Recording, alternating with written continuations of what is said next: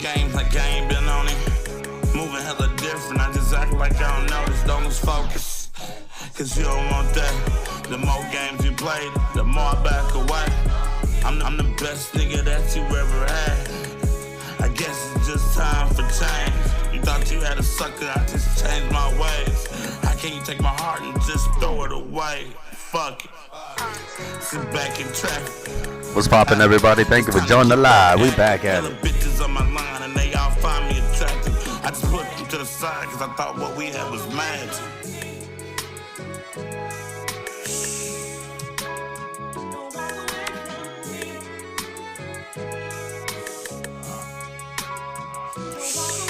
Thought I was fixing the problem. I guess I just kept fucking it up. Yeah. Trying to do what I can to try to save what up. Try to do my best to try to play my part. You don't give a fuck, it's like we're in the dark. Everybody got a plan. We don't let that shit make it. Alrighty, guys. Thank you for joining the live once again, man. We back at it. Just another day, another dollar. You know, turned on my volume. Alrighty. You know, we're just gonna start off with making some beats, man. I feel like I got a craving to make some beats real quick. Just knock out like 3 of them real quick, and then let's do it. Let's do it. All right. We're gonna start with.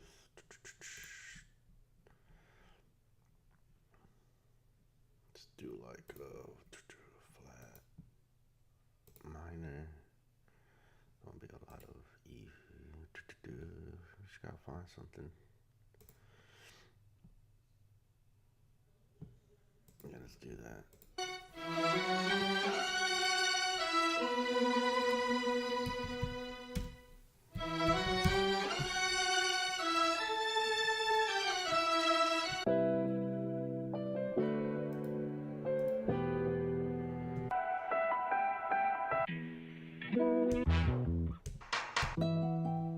And again, the way that I like to do this is speed run. Like, just get us like 5-6 sounds and just start off with that.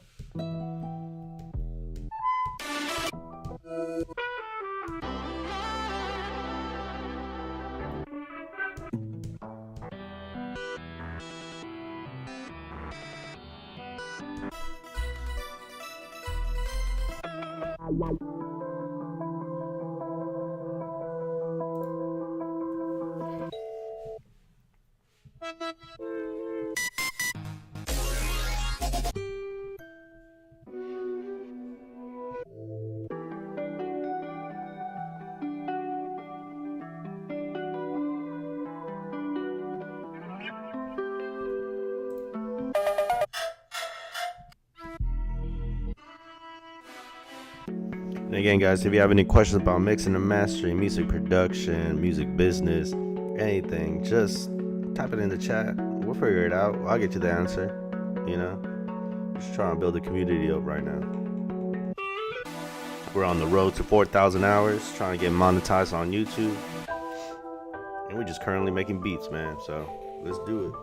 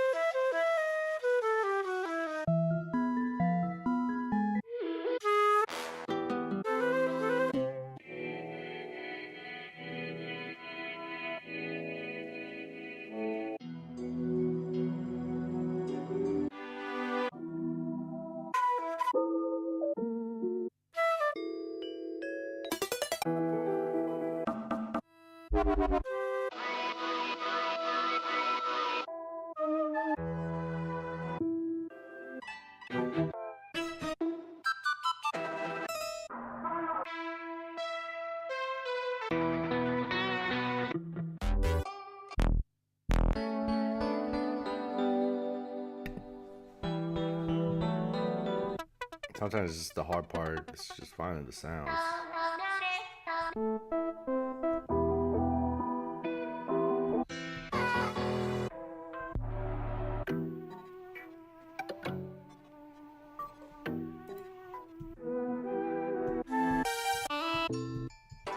I need like 3 more sounds to be good.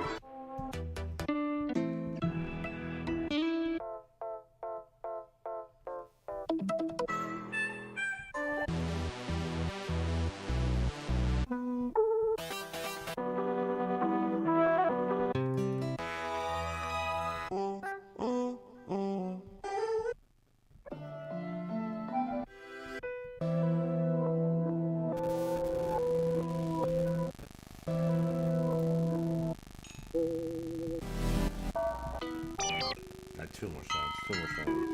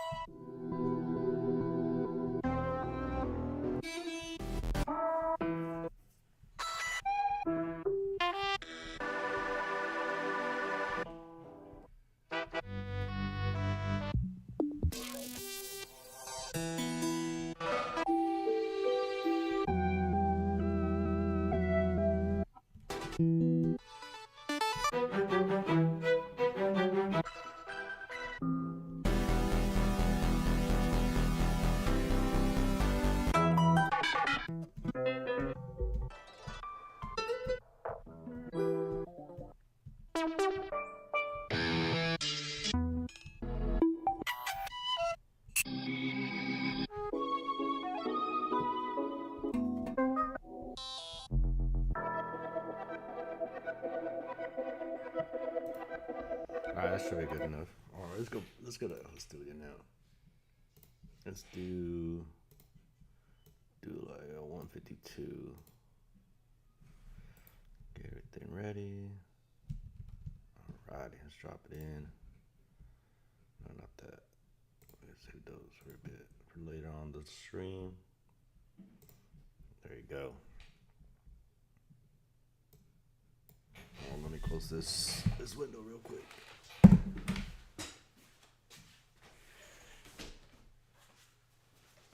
Alrighty, let's get back to it. Let's drop in all these samples. Let's try to find a melody.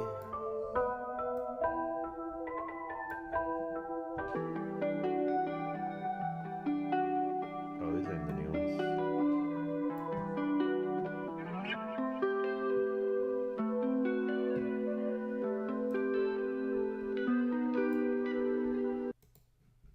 Wait, which ones did I do?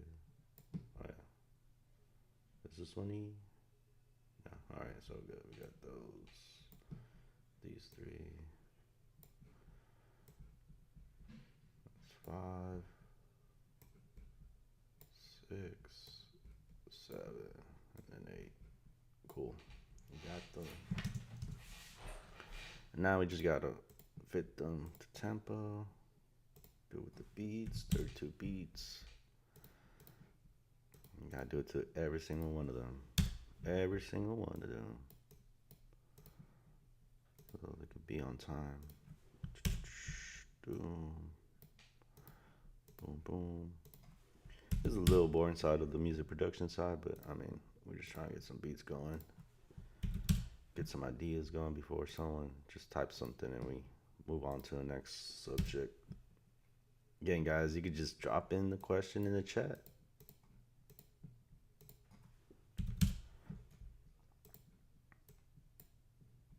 Oh, wrong one.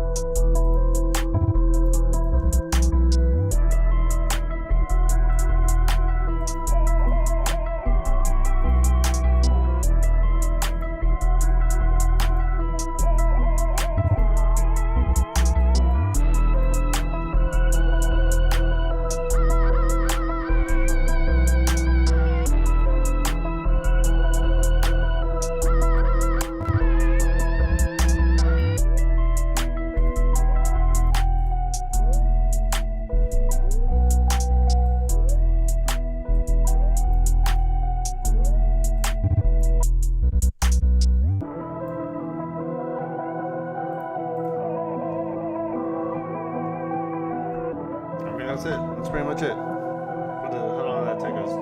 15 minutes?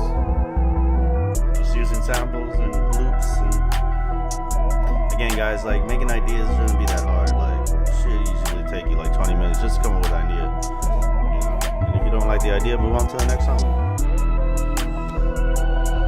It ain't that hard, man. But yeah, guys, if you have any questions about music mastering, music business, music production, or just any ideas or whatever, man, just have a conversation, man. Drop it in the fucking chat, man. Let's get this thing going. We're moving on to the next beat.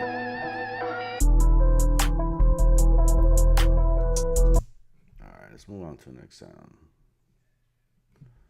Let's do that real quick.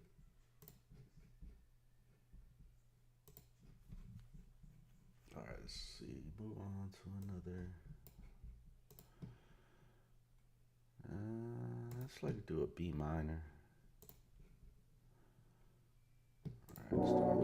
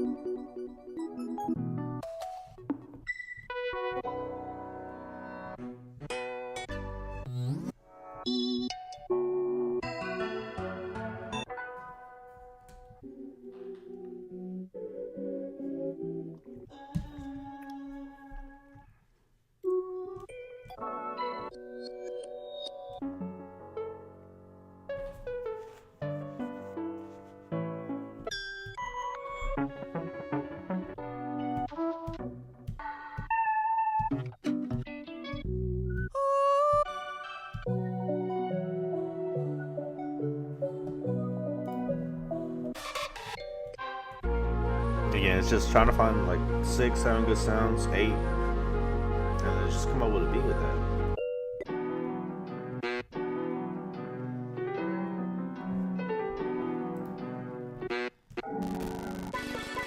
But you can't be overthinking this. Like, you gotta just fucking just flow with it.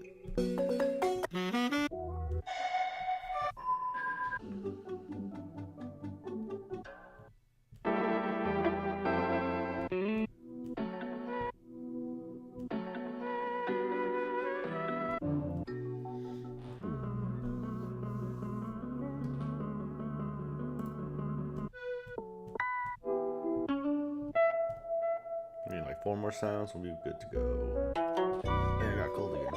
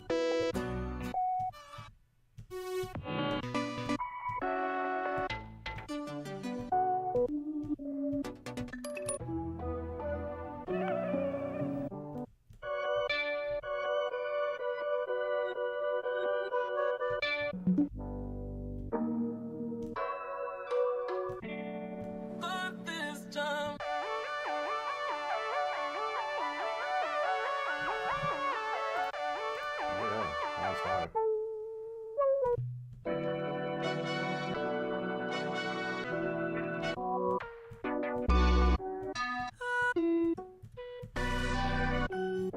Give me like two more sounds, two more sounds.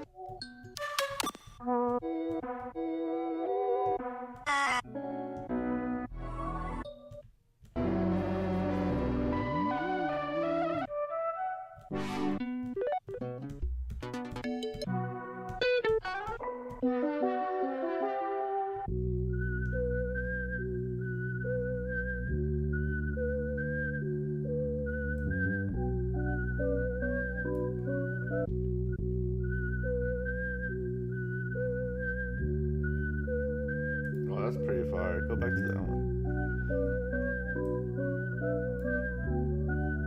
We're gonna get that one. Alright, let's go. Let's do it. Let's build the beat. I'm gonna do like 144. 144. There we go. No, what am I doing? I dropped this shit. Alright, there you go. My bad. Let's get these all uploaded in. C, B. Alright, so let's go where we need to go. Damn. There we go.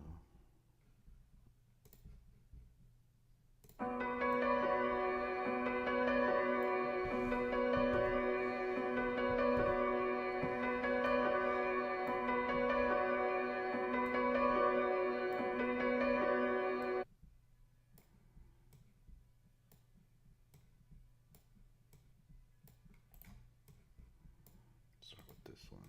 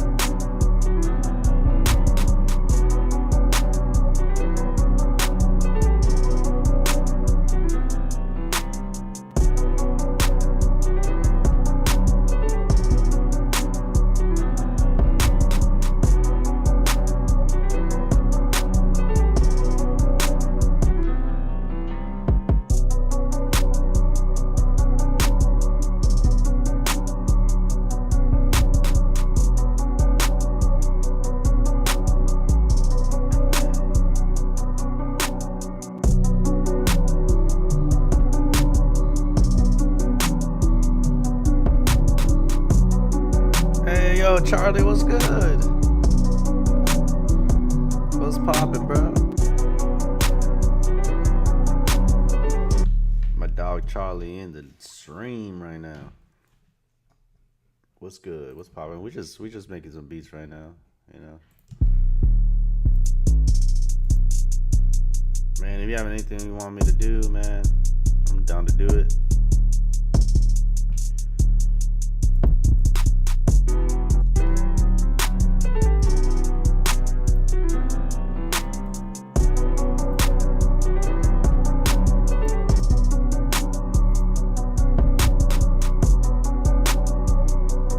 Doing good, man. Doing good. How's your Sunday doing?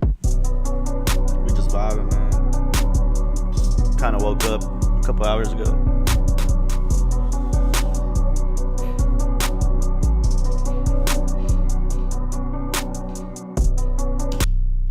Yeah, let's do something else. And we got my boy Charlie in this bitch. Pop on one of his songs.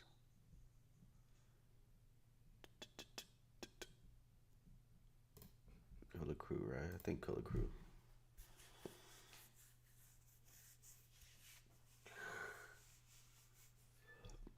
But yeah, man, we just cooking up, getting some stuff done. There's a couple new songs. I don't know if you've seen it.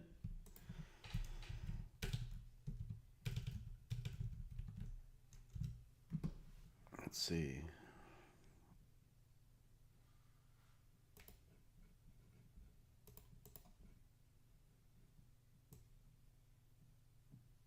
There you go. Yeah, you should have these 3 songs. Yeah, they're on your profile too. So we got Flood. Okay, I'm making love so passionate. She loves Flood. me, relaxing it. Street Love. Everybody got a mind, everybody got a voice, everybody got a spine. See, everybody Yo, what's up, OP, the producer? How you doing, man? Cause everybody wanna slice, and everybody got advice, but everybody got advice.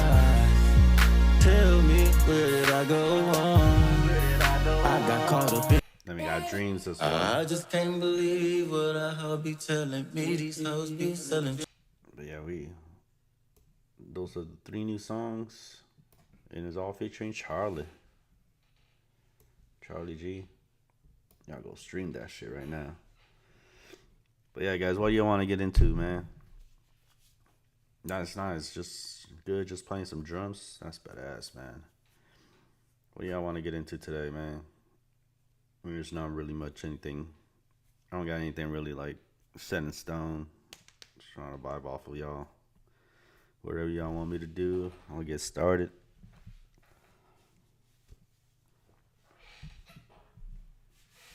But yeah, we were just cooking up some beats.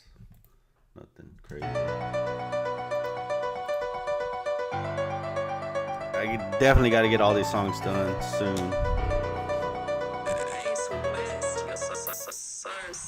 It was late night in this cul-de-sac. Couple homies at the table thinking how the muscle back. They been struggling all week, say the plug ain't buzzing back. If your stomach's feeling weak, cause you can eat when hungry rats. Seemed like they was out of options, felt like everyone was watching.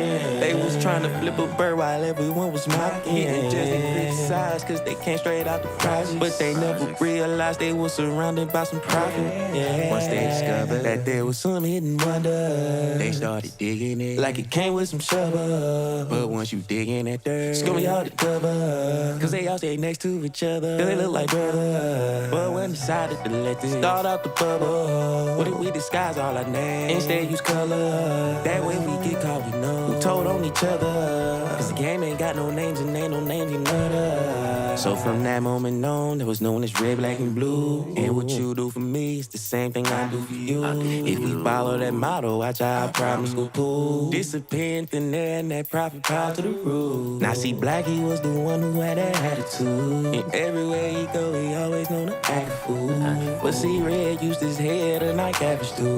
Cause growing up, he hung around emojis after school. But see, Blue ain't really care about what he had to do. Cause he didn't like to see his family not having food. Oh yeah, there's supposed to be a kick in here. Let's see if I got that file. Yeah, it should be this.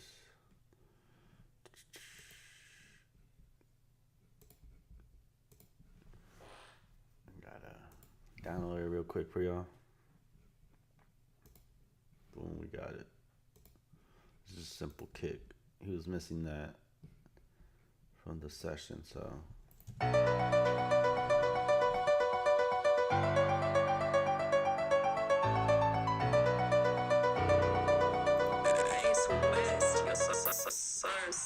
It was late night in this cul-de-sac. Couple homies at the table thinking how the muscle back. Been struggling all week, say the plug ain't buzzing back. If your stomach's feeling weak, cause you can eat when hungry rat. Seemed like they was out of options, felt like everyone was watching. They was trying to flip a bird while everyone was mocking. Just criticized cause they came straight out the project. But they never realized they was surrounded by some profit. Yeah. Once they discovered that there was some hidden wonder, they started digging it like it came with some shovel. But once you dig in that dirt, it's gonna be hard to cover. Cause they all stay next to each other, cause they look like brothers. But when decided to let this start out the bubble, what if we disguise all our names, instead use color? That way we get caught, we know who told on each other. Cause the game ain't got no names and ain't no names, you know that. So from that moment on, there was known as red, black, and blue. And what you do for me is the same thing I do for you. If we follow that motto, watch our promise go pool. Disappear in thin air and that profit proud to the roof. Now see, Blackie was the one who had that attitude. And everywhere he go, he always known to act a fool. But see, Red used his head and I cabbage stew. Cause growing up, he hung around emojis after school. But see, Blue ain't really care about what he had to do. Cause he didn't like to see his family not having food. And he the man with the plan and the gratitude. And they was on this porch that same night playing the pass the moon. Yeah, Blue was like if y'all for show. And I got licks across the town that I didn't hit from long ago. This old man about 64 got racks inside his kitchen floor. We either kick in the front door or go in through the back window. Take your pick and admit it, money more. Black was like, man, y'all better listen. We ain't got no time for no penny pitch. If it ain't about a dime, I ain't trying to hit it. I got a child, better not forget it. It could get wild in the penitentiary, and it ain't no smiles in it, just enemies. We thinking towel up inside the kitchen, might as well go to mile and leave the house empty. Ray gotta make a decision, and he thinking like, man, hold up, wait a minute. We already crashing dinner, while we gotta add extra to the engine. Now what if he sitting up chilling and we busting while he watching television? When you add dirt to the mission, remember you add extra to the scent. Late night. It was late night in this cul-de-sac. Couple homies at the It was late night in this cul-de-sac. Couple homies at the tip. It was late night in this cul-de-sac. Couple homies at the table thinking how to muscle back. Been struggling all week, say the plug ain't buzzing back. If your stomach's feeling weak, cause you can eat when hungry rat. Seemed like they was out of options, felt like everyone was watching. They was trying to flip a bird while everyone was mocking. Just criticized cause they came straight out the project. But they never realized they was surrounded by some profit. Yeah. Once they discovered that there was some hidden money. It was late night in this cul-de-sac. Couple homies at the table thinking how to muscle back. Been struggling all week, say the plug ain't buzzing back. If your stomach's feeling weak, cause you can eat when hungry rat. Seemed like they was out of options, felt like. Yeah, fam, I really messed with the beat. Yeah, we definitely fuck with it. You know, it's like, again, I don't know if you have a fucking like Airbit or a distro kit or something. Just start dropping them, bro. I was just suggesting you get off of SoundCloud and just start dropping, bro. Like by the time you're 21, you'll have like fucking tons of catalog. Like there's no, you know, you're good already. Just start popping it off.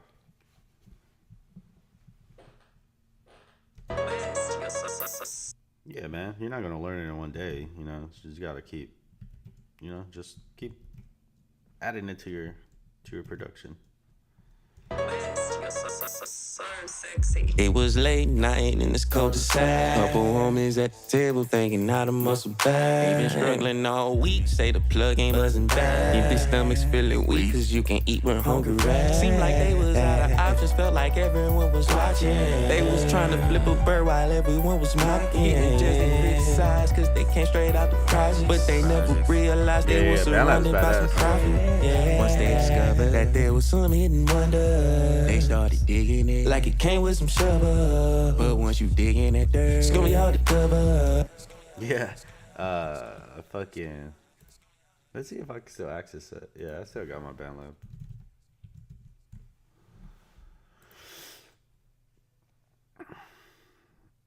I used to do a lot of BandLab sessions just because people in jail, man.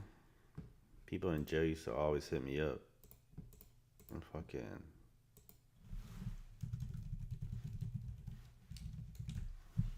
Oh, fuck. What's my password? There you go. But yeah, it's a lot of people used to hit me up from jail. They used to hit me up from jail, and they used to like, they have a phone in jail or prison, and they'll fucking just send me the sessions, and I would just mix and master for them. It's pretty fucking smart. But yeah, I got my BandLab, 71 followers. But yeah, I'll show you a couple in here. How pretty cool people can get, or pretty creative, you know.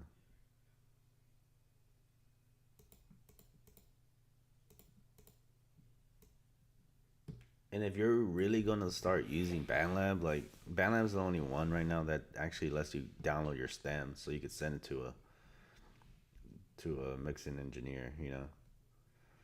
Damn, there it is. See if he's still alive.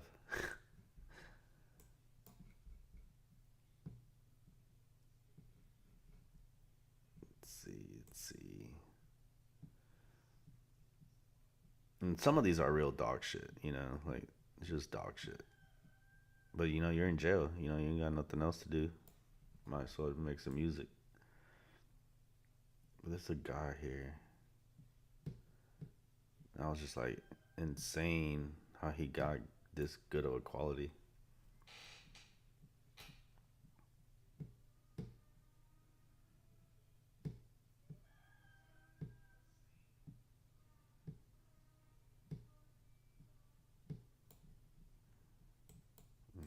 Let's see.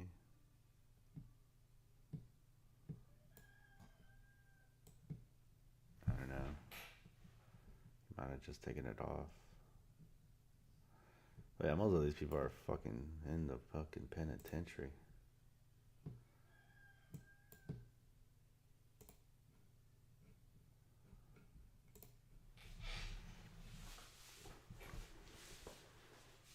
Hey yo, Ace West, what's up, man? We just vibing, chilling.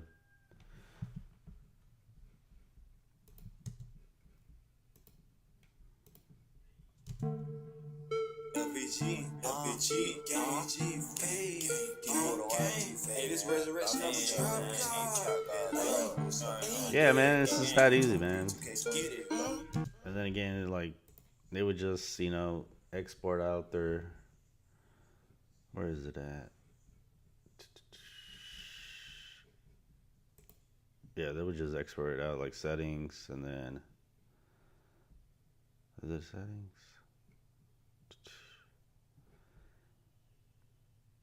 Download, there you go. And then tracks. And then boom, you would just download your stems. And that's how you download your stems from BandLab.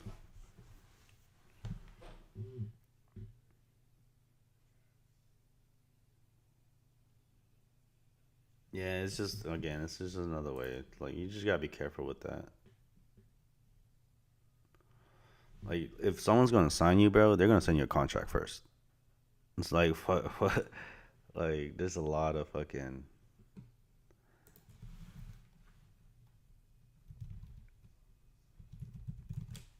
Let's see, it's like DJ.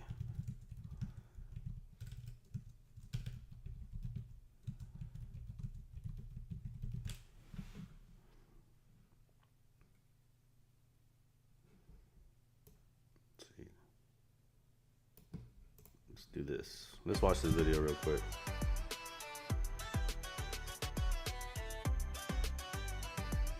And the thing about signing to a label and the reasons why you shouldn't, and you mentioned it, but it's not necessarily a bad thing. It's like to make things easier, right? Like it's No, it's not that video. So rappers have discovered something crazy in your BeatStars contracts and they're freaking out about it. You gotta see this. A lot of producers are leasing beats every single day on BeatStars, but neither recording artists nor producers often read through their agreements. The recording artists who do read through their agreements have problems with certain parts of the BeatStars default lease contracts. I covered one of those problems in a recent video, and that's when good old Dan came out of the woodworks and pointed out that, shout out to Dan, I was harsh on him, I don't even know the guy. Dan posted on Threads that the BeatStars contracts prohibit synchronization licenses, and what they actually do is they make it clear that this leasing agreement is not meant as a sync agreement, which is to say that if a rapper ends up getting a song that they record to a beat they leased from you in a car commercial, that BeatStars contract doesn't give them permission to do so. That's because the sync agreement is separate. The car company has to get everyone who's involved in creating that song to sign off on it, and they pay them accordingly. It's just there to protect the producer, because if the BeatStars lease agreements allowed syncs, that would mean you just be cutting yourself out. Yeah, your music has to be good in general. Like you know, your first song that you ever made, it's not gonna fucking pop off. You know, not everybody does it. It has happened before, but no, like it's like, what is it, like the story of OG Mako? You know, was only making beats for a couple months and then he popped off with "Bitch You Guessed It," like, you know, and you see how fast his fucking career went down, like, and then he just passed away, R.I.P. So. Nah, man, like, yeah.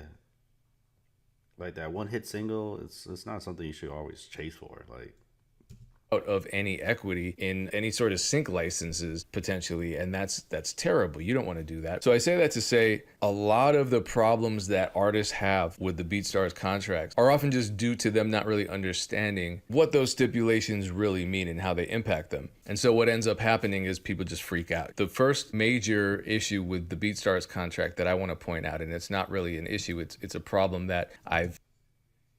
So there's two major players, right? If you're gonna start selling beats, right? You either got Airbit or BeatStars. Those are pretty much the two best services that you're gonna get as of, like, you know, the platform that's gonna help you sell beats. I personally have Airbit. I'm an Airbit producer since I was fucking like 14. You know, and Airbit was actually called myflashstore.net before it got sued by Adobe because of Adobe Flash, so they couldn't use the flashplayer.net website domain no more. So they had to change their name to Airbit. Yeah, I was back in the day. That was back in the day. And then now BeatStars was a more like professional after it came out.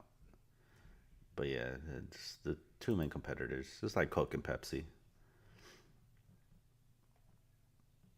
No, you don't need business licenses, bro. Like, a lot of people think that you need to start a business when you're selling shit. It's like, no, you can just run it off of your own social security. Like you can be a sole proprietor business and just run it, you know, and just make money. And I'll show y'all real quick. Ah, man, my two. I hate that shit. But it's worth safety. Hold on, guys. Hold on. Let me get that. There it is.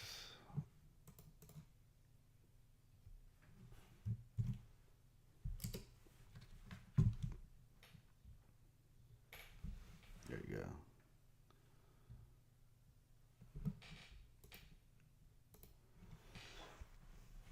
You don't really sell beats as much as they used to, but yeah. Yeah, all time. 515 beats.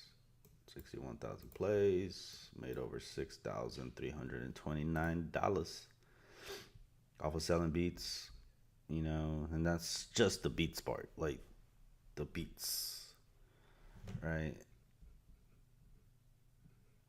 We can even go like again, like I'm not trying to like show off or whatever, but I'm just telling y'all like how, you know, that's just $6,329 out of the whole career, right? It's not in the last couple years or whatever, but it's, you know, it's still $6,000 off of fucking beats.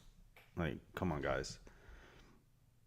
But then you can also make money off of YouTube Content ID, right?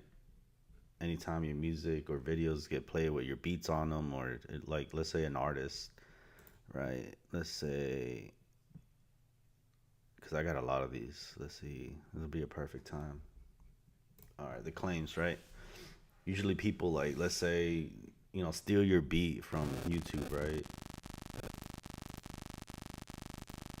And then they use it and they upload it back to YouTube. Well, YouTube Content ID is going to catch that beat because I have it uploaded and I put it under Content ID. So let's see what we can find. Like, all of these are claims, bunch of claims, right? Right, it's like this beat that I made, right? It was used in this video.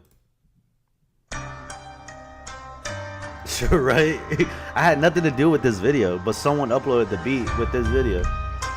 What the fuck that is, I don't know what that is. So yeah, and I get paid for that. Plain and simple. Got another one. Well, this person took it down because they probably got mad. They took that video down, and then sometimes I'll even play my own, right? My own drink smoking, right? Even I'll get myself Content ID'd, right? So it'll still pick that up, and it's gonna make that money for me. Yeah, so the Content ID is a really big thing that y'all should start focusing to. Like, this random ass fucking person. Like, I don't even know what the fuck this is.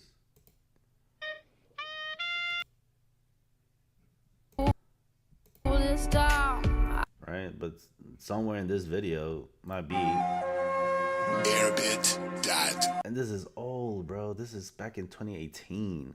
And I'm still getting paid for some reason off of the Content ID. Right? So, all, you know, like, anytime I use my beats, whatever, like, and sometimes this stuff is fire, and sometimes it's just weird. I kept going, that nigga made me. They hate I became a star. They try their best to ignore me. What's up, my dog? What's up, Ace? Your wife said she adore me. Can't keep me out the booth lately. I've been going crazy. Can't keep me out the coop lately. I've been going crazy. My dog been ready to shoot lately. It's just random ass people, bro. Like, again, it's pretty easy. And this is what I tell y'all never know who might be fucking checking y'all out, being on your beats, you know, rapping on them and stuff. You just never know. But yeah, this is not YouTube monetization. It is YouTube Content ID revenue, right? So one of my beats, Uzi, has gotten played, or it was in a video or something, and it got 498,000 views. That alone, the revenue off of that was $168 for people using that beat and adding it to their video. And YouTube Content ID caught it, and they gave me my cut. It's simple as that, right? You know, like yeah, it might be pennies on a dollar and shit, like. It takes time, but I mean, money is money, bro. Money is money. And this is the reason. If you don't learn how to get your money's not gonna be given to you. You gotta go collect that money. This is the reason why you need, like, your PROs. You need a digital distributor. You need Content ID. You need make sure you're monetized on YouTube. Make sure you monetize on all these other platforms. Like, you gotta go get your money. Like, the money's not gonna be sent to you. This is the reason why labels steal all your money. because they're doing it for you. Like, it's just plain and simple. You gotta learn how to do that shit. Yes. YouTube Content ID. It is made for creators. So like, if you make copyrighted material, people just don't steal it and then just upload it again on YouTube. You know, YouTube doesn't control that, but YouTube has let third-party companies go after people. So that's why you got to go get a YouTube Content ID. Luckily, Airbit, I don't know if BeatStar has it. I'm pretty sure it does. But Airbit comes with your subscription. You're able to Content ID anything you put out. So it's one of the features that they have. But that's separate from beat selling, you know, like beat selling, beat remaking, you know, like it's just, it's sync licensing. There's so many ways for you to make money on just the beat side, you know, making beats.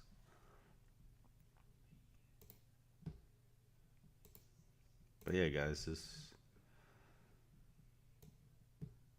and these are all the sales, right?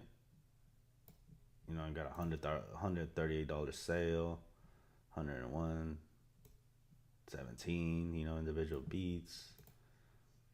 And it go on for days. I haven't gotten back into selling beats, but yeah, bro, it's like 25 pages worth of beat sales. Yeah, man, it's awesome. But you gotta stay consistent, guys. Stay consistent.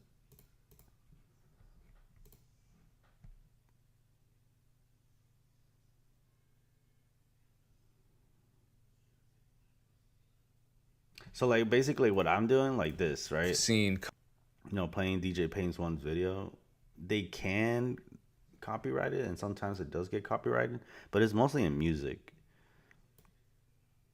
You know, but usually videos like this, they won't really get a copyright content ID'd unless it's like the whole video or you upload the whole video. Come up again and again in these conversations is the whole mechanical license thing. But this isn't the one that I'm trying to teach you about.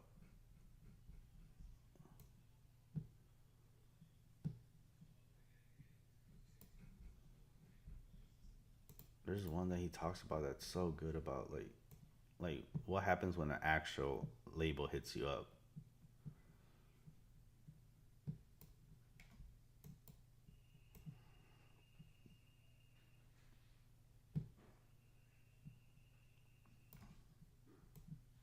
Let's see.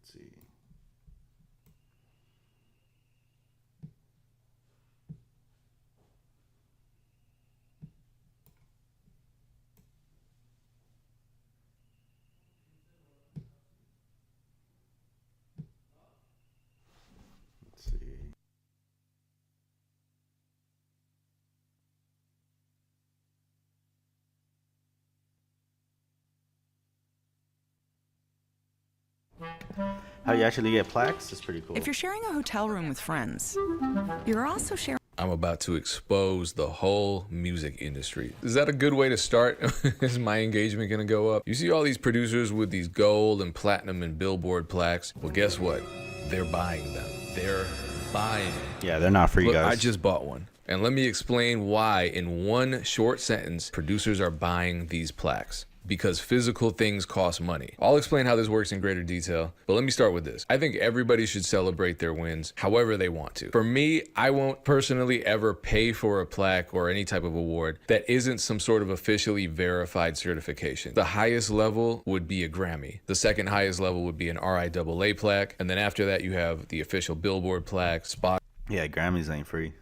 Spotify plaques, Apple plaques. I knew of a rapper who bought millions of fake YouTube views. Then he bought himself a weird plaque commemorating all of his YouTube views. So God bless him, but it's not for me. I'm not here to expose or even talk about those people. They're probably somewhere being very sad right now. I want to talk about the official plaques that you see producers getting for these hit songs, hit albums. So here's the kind of ugly truth about how these official RIAA plaques work. First of all, what's the RIAA? The RIAA is the Recording Industry Association of. Did I say that? As you can see from their website, the RIAA is a trade organization that blah, blah, blah, blah, blah. They represent the music industry at the highest level. So major labels for the most part. For example, right now they are currently on behalf of the major labels, Universal Music Group, Sony Music Group, Warner Music Group. There used to be a lot more. Right now they are representing the big three in a lawsuit against AI platforms, Suno, Udio, Udio, however the fuck. Let me just get to the video. So what they're really well known for are their certifications. They established this program in 1958 to measure the commercial success of a sound recording and to honor artists. Their levels are gold, which is... So gold is 500,000 units, platinum is 1 million, and diamond is 10 million. I believe, how much is 1 unit in streaming sales? So in the music industry, 1 unit in streaming sales is typically considered equivalent to 1250 premium audio streams. So you got to get 1250 streams on one song or beat or whatever to be considered 1 unit. And now you need 500,000 of that 1 unit. And now that's a fucking a gold single, gold project or whatever it is. You know? So it's a lot. So technically you will have to do the math to just in streaming wise, 1250 times 500,000. So you need 625 million streams on one single or an album to become gold. Right? So, yeah, it's pretty difficult. 500,000 units sold. Platinum, 1 million units sold. Diamond, 10,000 units sold. Going diamond is rare. Songs like See You Again by Wiz Khalifa or Old Town Road, those go diamond. But of course, 1958 was a long ass time ago and things have changed. Everything's digital now. Everything's on the internet. And that becomes very important. Now, here's how the process works for getting a plaque yourself. Number one, you need a placement on a project that performs incredibly well, right? When I got my very first gold plaque back in 2008, it was because I was on the Young Jeezy album, and that sold 500,000 physical copies pretty quickly, which put the album at gold. Now it's at platinum many years later when they finally audited it. What do I mean by auditing? With streaming, things change, right? So according to the RIAA, they've retrofit their system to account for streaming. And basically 1,500 on-demand audio or video streams amounts to an entire album sale. So 10 track sales. Divide 1,500 by 10, you get 150, which means for a single sale, 150 on-demand streams of a song amounts to one sale for that single song, and 1,500 amounts to a sale for the entire album, the whole body of work. Regardless, what has to happen first is the RIAA has to audit to make sure that these sales are all legitimate. They have to count the sales and then they report back. Now, this is how the audit... It seems like you got to spend money to make money. Well, welcome to America, fam. You're not just going to make money without spending any money. You know, that just doesn't happen. Right. Like then, why is the reason you want to get signed then? Because of the money. You don't think they're gonna invest in you? You know, $1 million, $2, $3, $4 million, and they're not gonna expect to make that money back and some. Makes money. It takes money to make money. Like.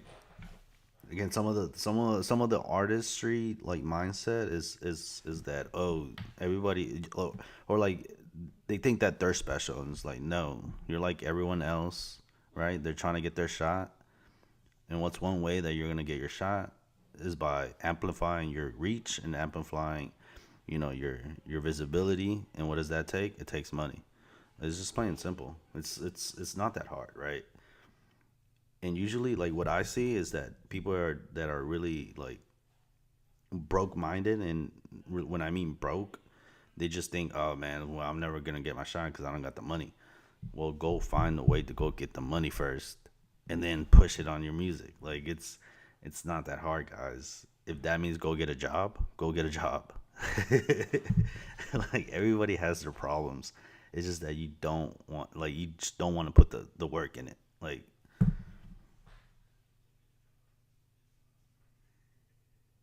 yeah, getting signed is it's not going to be the problem solver. A lot of people think that they get signed. I think it's more headaches if you get signed, right?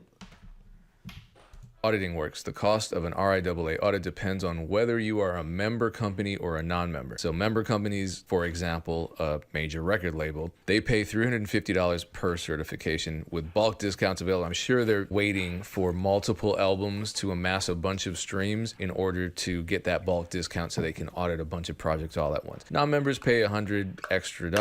Independent artists, even an unsigned artist, theoretically could go gold or platinum. So then the RIAA will audit whether or not those streams, those sales, those views are legitimate. They count them up, and then they certify the single or the album gold, platinum, or diamond. Of course, there's 2 times platinum, 3 times platinum, up until 10, at which point it becomes diamond. When I'm on a project that has gotten audited and has been certified gold, platinum, or diamond, this is where the real fun starts. Have you ever been in the TSA line and they're just digging through your bags, tearing all your shit up, screaming at you to hurry up? You don't have your shoes on. You don't know where your phone is. You're scared because you might have lost your boarding pass, but you got 5 security guards that probably haven't eaten lunch and it's already 4 p.m. screaming in your face with nasty ass TSA breath. It's about that fun because you have to figure out who's in charge of the project at the label, and you have to reach out to them and say, hey, I'm on this album. It was just certified gold. I saw that it was certified gold because I had to manually search the RIAA's database. This song I produced is certified gold. Then I have to ask the person at the label. Then I have to make sure that the label actually approved of a plaque to be made, because oftentimes they're waiting for the artist to get theirs first. There's a reason why no one's gotten a plaque for a certain project that I was on, because the rapper is currently incarcerated, so none of us are getting our plaques until he gets his. Sometimes they want custom designs, and we have to wait for those to get completed. Sometimes they're waiting for a gold record to become platinum, so they're waiting for that to happen. Then, once it's approved, you have to ask the label people, whoever they are, which manufacturing company they've actually contracted to make these plaques. Only 3 companies that I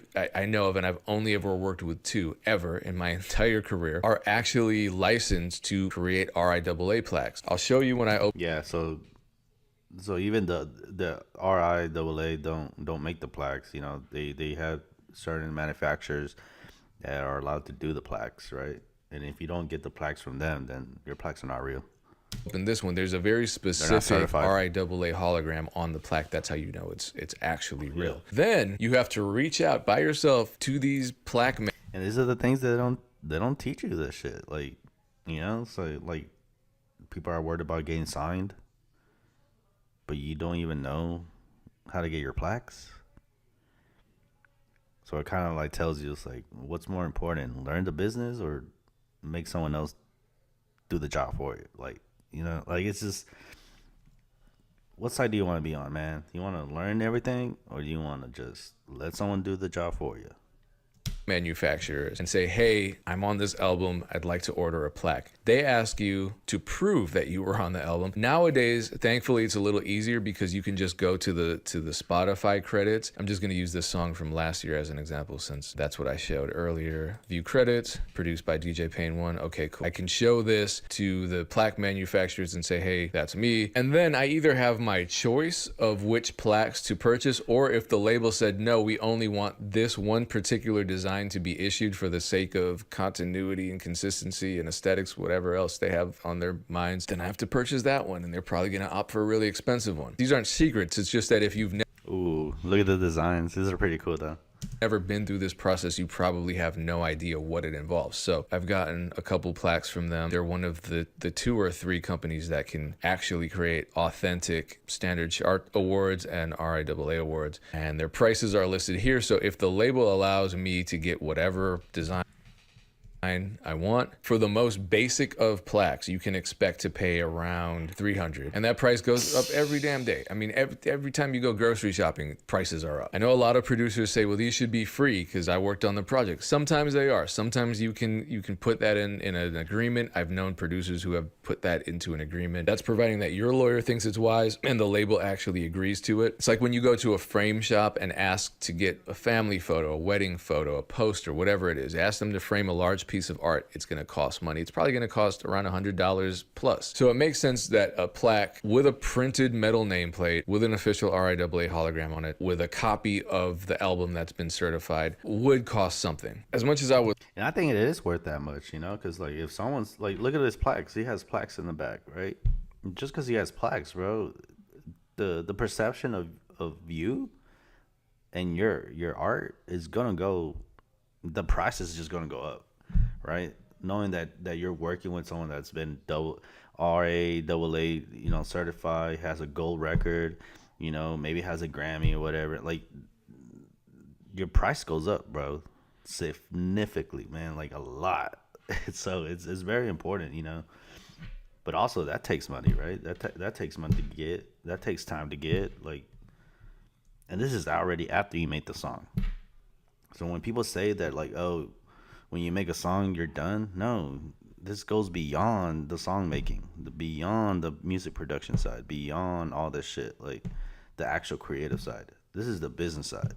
Would love the labels to pay for these. I understand, I guess, why they don't, because consider that for any album, there may be 30 songwriters involved, sometimes more. We talked about the Big Sean album on the last podcast, and there were like 50 some odd producers involved. It's a lot of people, and if they sample, that's even more songwriters getting involved. And there are A&Rs, there are managers, there are features, there are all types of additional players, PDs, MDs, DJs involved in supporting this project to make it a success. If labels aren't even paying producers on time for the beats that went on projects that have already dropped, you expect them to buy plaques for every major and minor player involved in the project out of the goodness of their multi-billion-dollar corporate hearts. My very first plaque was for Jeezy the Recession. That was back during the days of physical sales. It went gold, then it went platinum later on, probably with the help of streams. My most recent RIAA certification, which still hasn't been approved yet, likely because one, that label has experienced a lot of layoffs recently, and two, because we're waiting for the audit, as the song is likely platinum, not just gold anymore. That was a track I produced, but 4 other RIAA certifications I got being a loop maker. Seriously, that's what a lot of producers are doing these days. I personally think it's easier than ever to get a plaque. Let me explain why. I didn't say it was easy. I said it was easier. Speaking of loop makers, Listen. I didn't say this. It's my birthday weekend. As I'm filming this video, my birthday party, I'm having a birthday party tomorrow. So getting the plaque was kind of like a gift to myself. But I want to give you a gift. So I've been dropping a lot of sample packs, drum kits. They average around 30. All right, let's move on to the next one. But yeah, that's just pretty much like something simple, man. What else y'all want to learn?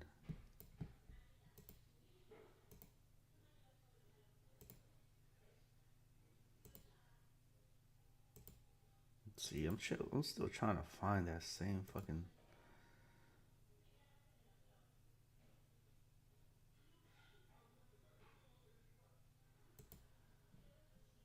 beats.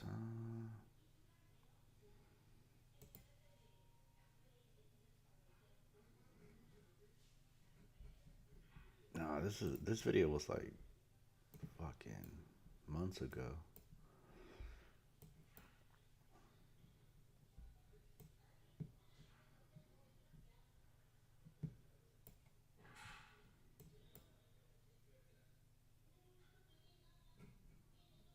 Oh, we gotta see this one. Are you ready to see your brand on TV? But yeah, guys, if you have any questions about mixing and mastering, music production, you know, I'll find the answer for y'all, man. Like, being an independent artist is not that difficult. It's just you gotta be informed and just find the information, because it's out there.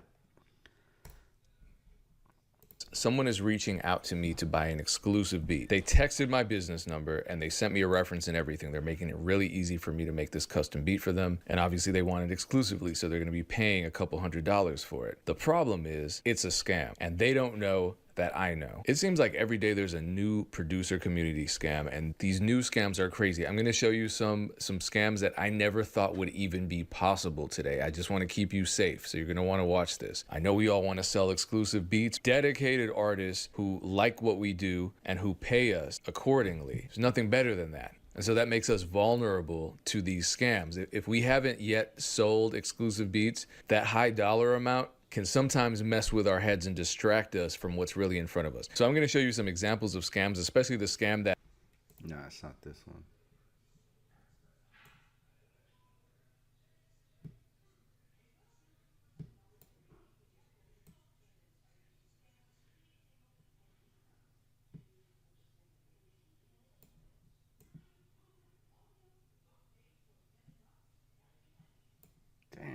is it at?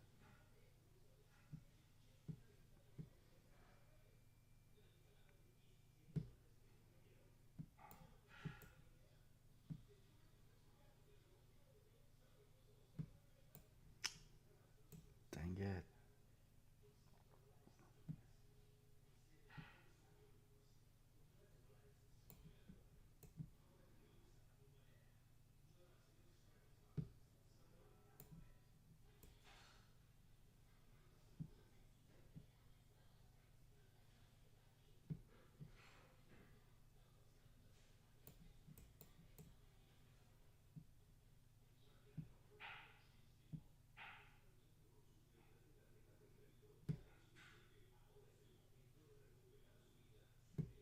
Damn, where is it at?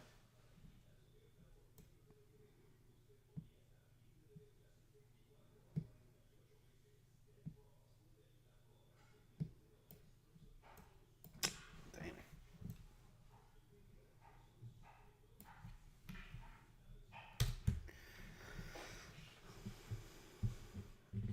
That is crazy.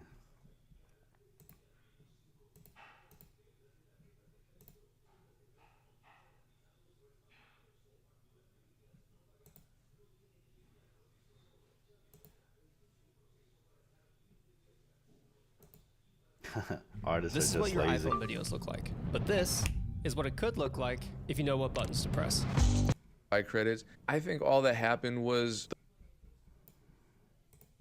ooh, credit. Bought a car with producer credits. No, it's not this one. Damn, man.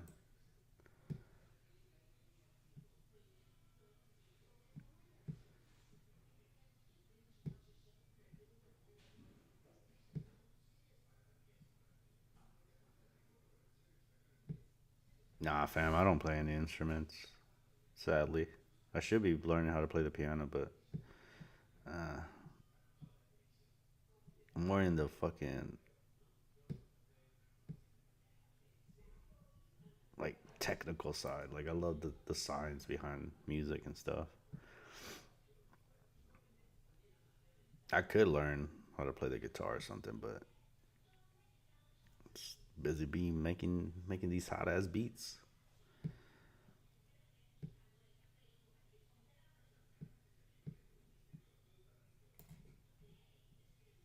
Oh man, where is it at? Now I'm stuck trying to find this fucking video.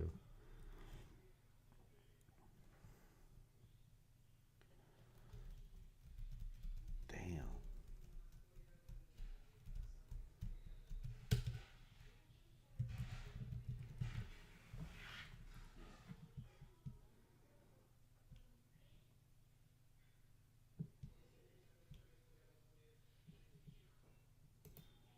When you sell a beat to a major record label, things get a little crazy because they issue you a pretty long Thank you, fam. and I appreciate intimidating you. contract. And a lot of But yeah, I'm just trying to show you, like, you know, it's like a lot of people get scared about like having their beats out in public and like on YouTube and stuff. It's like sometimes you just gotta let go.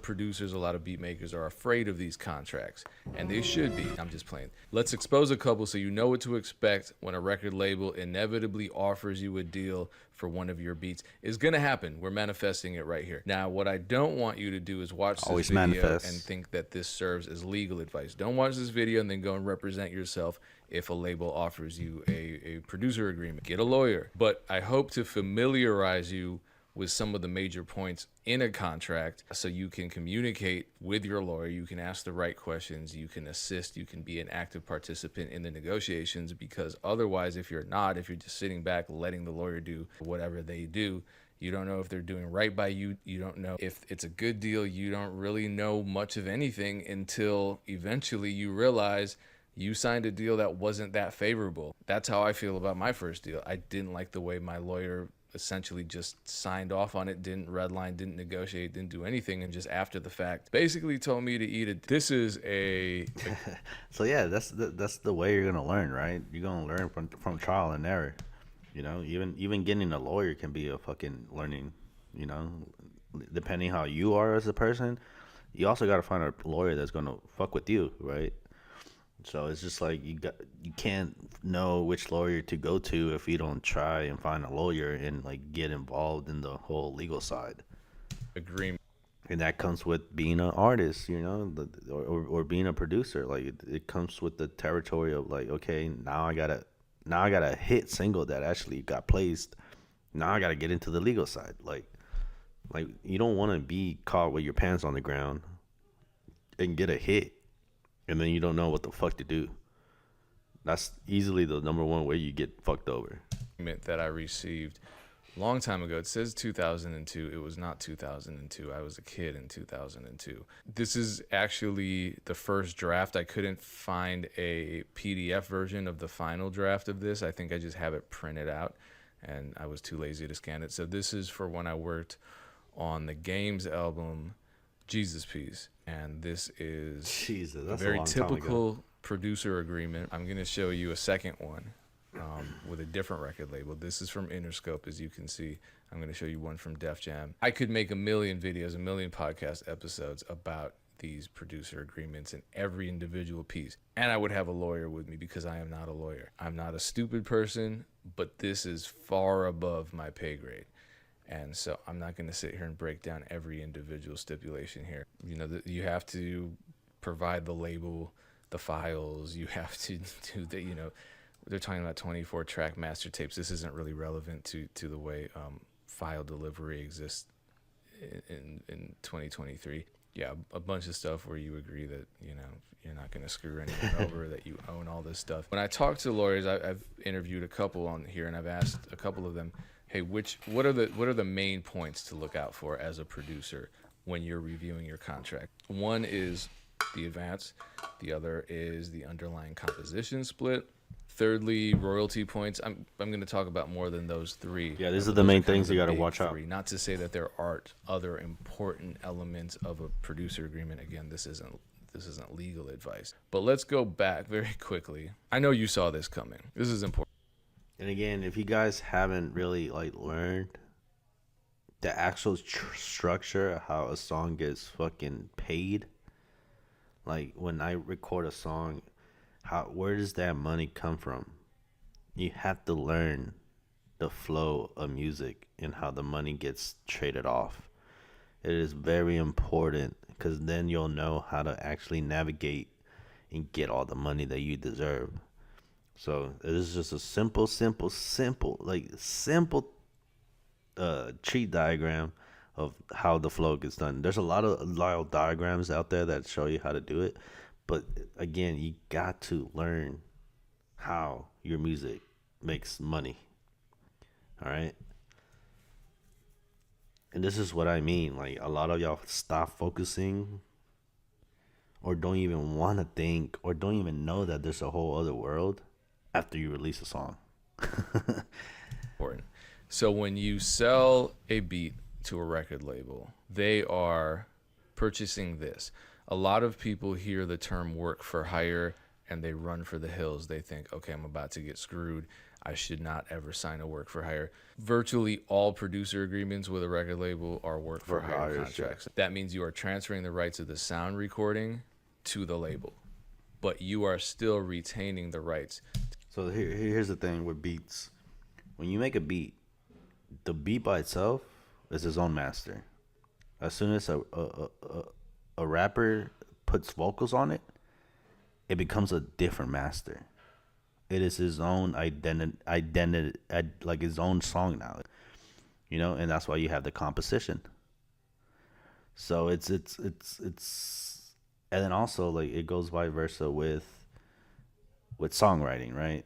Songwriters will have their own lyrics as the master, and it gets very complicated and stuff. But once you learn the flow stuff, it's pretty simple. To the underlying composition, and that's important because there are, as you can see, many. And both artists and producers are both considered composers or writers. I mean, I think, yeah. Royalty streams that you are owed. See all these? You are these many royalties. Also, so once you know the actual side you land on, either there's the master recording or the composition, All right, there's certain royalties that come under those. So in the master recording, you got the digital performance royalties, recording royalties, and sync recording. And now with the lyrics and the whole writing of the actual song, so like when you perform it, you get royalties, right? Or like in bars or stadiums or TV, events, stuff like that. And then you also get the streaming, which is like mechanical royalties. And then you get sync licensing. So like if you get like a song on a commercial or like a billboard or like it's something, right? It's a sync. So there's technically six royalties, six types of royalties that you need to go get after. Not all of them are gonna be fucking amazing. Because again, if you're not really famous, then you're not really doing any performance royalties. You're not doing any performances, right? Or your music's not being played on a bar, or it's not being played in a venue. It's not being played in basketball games. It's not, or maybe it is, So it just depends, right? And there's certain companies out here that go and get the royalties for you. You're right. So like everybody thinks like BMI, ASCAP, and CSAP.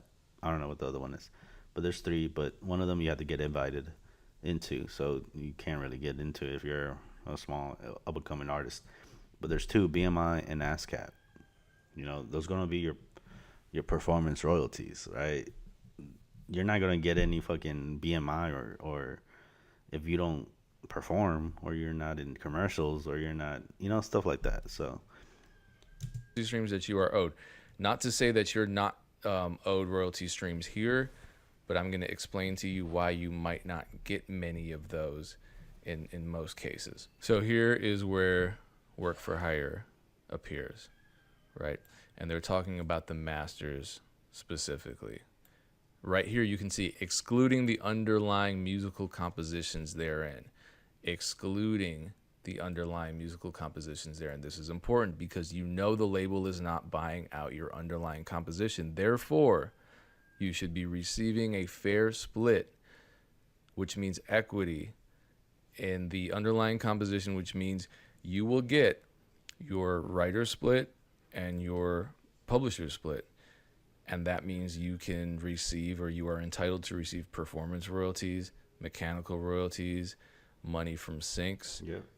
Micro syncs as well via YouTube, which aren't displayed on this particular chart. And micro syncs can be like content ID, right? Micro syncs is content ID. That is a royalty stream that falls because you're syncing video with audio. That's what a sync licensing is. Falls under the underlying composition umbrella. Let's find out these royalties. 3% royalty rate.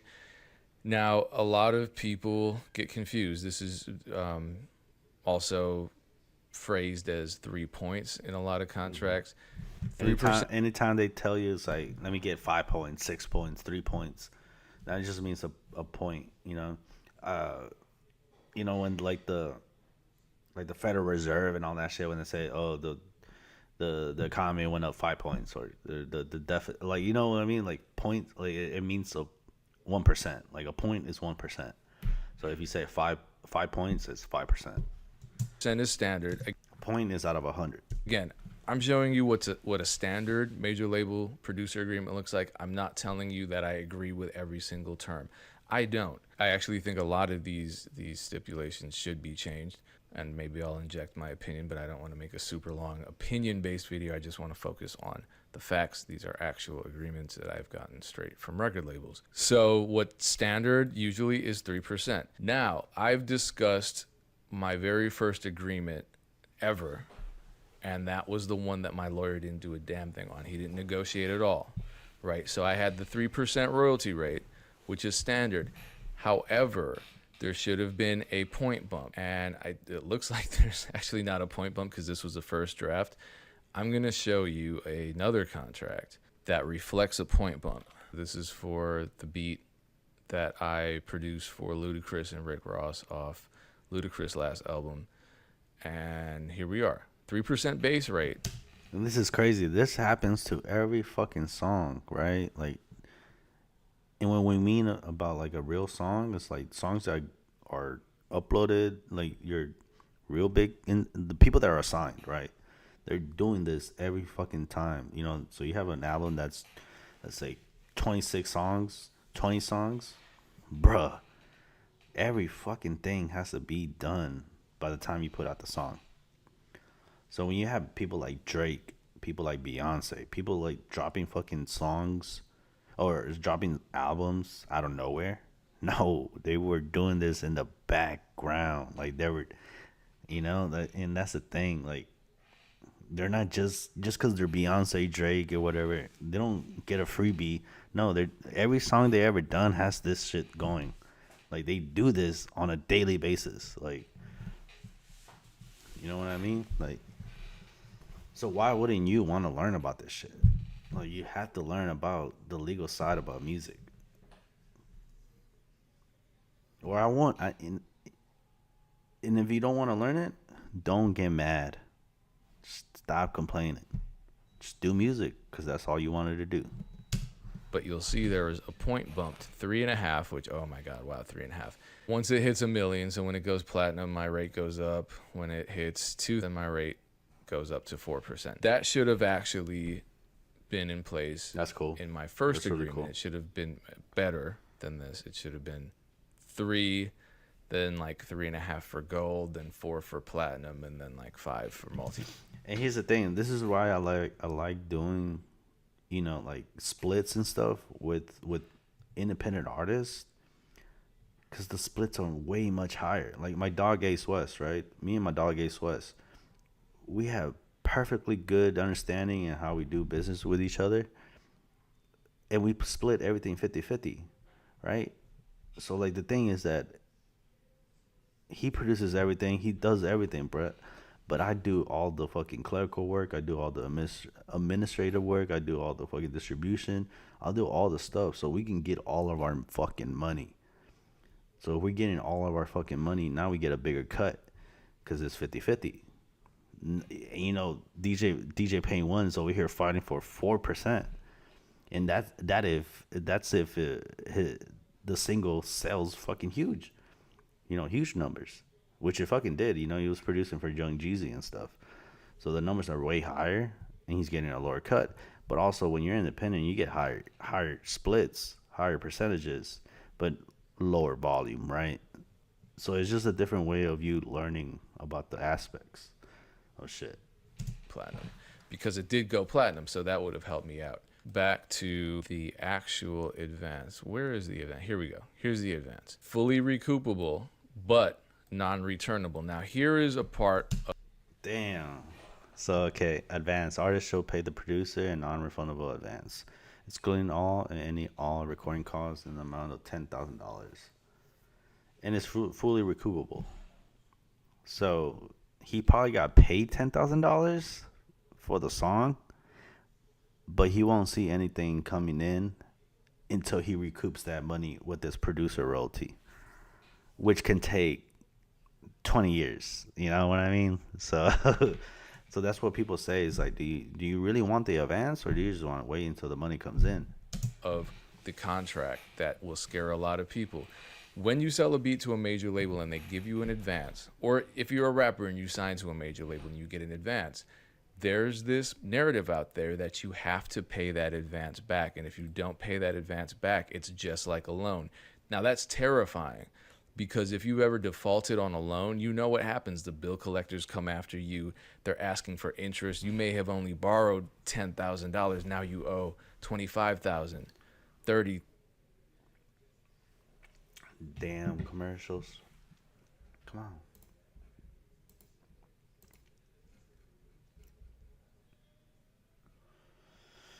Damn, the internet's slow today. What's going on?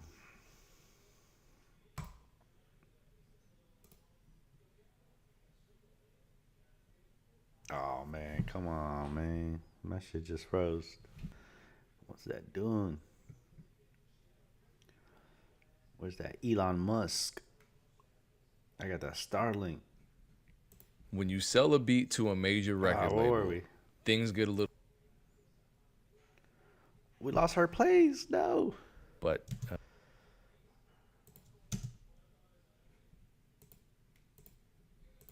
come on, man. We just lost our place. Where were we at?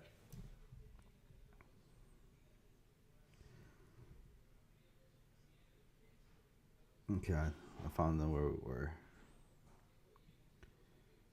634, 635. Right here. because it did go platinum, so that would have helped me out. Back to the actual advance. Where is the advance? Here we go. Here's the advance. Fully recoupable, but non-returnable. Now, here is a part of the contract that will scare a lot of people. When you sell a beat to a major label and they give you an advance, or if you're a rapper and you sign to a major label and you get an advance, there's this narrative out there that you have to pay that advance back. And if you don't pay that advance back, it's just like a loan. No. Now, that's terrifying, because if you've ever defaulted on a loan, you know what happens. The bill collectors come after you. They're asking for interest. You may have only borrowed $10,000. Now you owe $25,000, $30,000. Hey, everybody, it's Tony Robbins. Listen, I'm on my way to the I fuck with Tony Robbins, though. He's pretty cool. And it's crazy, and it just keeps going up and up, and they're harassing you and they're garnishing your wages. So people are naturally and rightfully scared to accept in advance because they think that's what's going to happen. I even Googled it just to see what resources are there, and on this website, look, just read this. This is terrifying. Typically, artists can do whatever they want with advances. Some use it to fund tours and promote albums. Others may use it to buy a mansion or luxury car or a chain, which is what I did. No matter what the money is spent on, the most important thing to understand about a record label advance is that the money must eventually be paid back to the label. Must. You see that word must? Must be paid back. This is fucking terrifying. In this regard, advances can be thought of as a loan. I don't know what this website is, but I know they're trying to sell you a course. Now, when I go to a law office's website, here's the question. Does the artist have to pay back the record company for the money they lost in the deal? I.e., if you are given an advance, do you have to pay that advance back if the album flops, or if you get an advance on a beat and it doesn't recoup? Because that's what we're talking about. We're talking about recoupment. And if that is the case, you think, oh my God, everyone said advance is just like a loan. Do I owe the label all this money? No, you don't. No. And they even add, if the contract you are offered suggests that you have to pay back the label if the record is not successful, you're not dealing with a reputable company, okay? I am not a fan of this narrative that a record label advance is a loan, because let's just look at what a loan is. When you receive an actual loan, over time, you have to pay this amount back, the principal, with interest.